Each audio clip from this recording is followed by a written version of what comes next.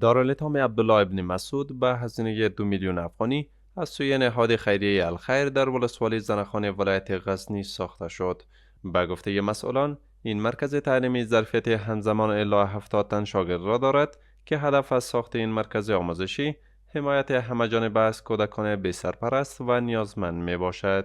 دغه دانه باندې تقریبا 2 میلیون افغانۍ لګښت راغلی دی.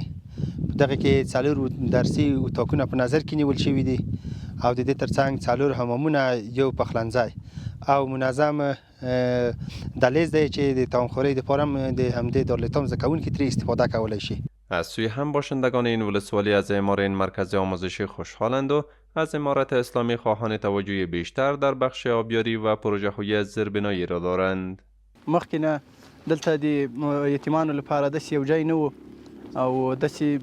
یو هغه نه ده سوی یو کار،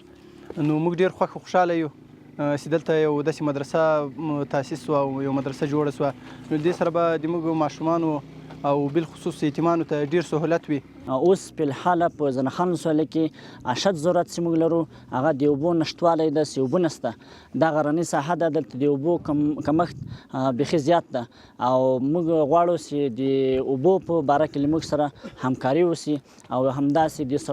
سړکانو د پخولو په باره کې همداسې د برق او د مخابراتو د پایو د مقصدیدې په باره کې هم موږ سره پر همکاري وشي. قابل یادآوری است که هدف از ایجاد دارالایتام ها حمایت از کودکان بی سرپرست و نیازمند، تأمین نیازهای اساسی، ارائه آموزش‌های فرهنگی، هنری و حرفه‌ای برای توانمندسازی و خودکفایی آنها و همچنین گسترش فرهنگ نیکوکاری و مشارکت اجتماعی است تا این کودکان در محیط امن رشد کرده و بتوانند در آینده به عضو مفید برای جامعه تبدیل شوند.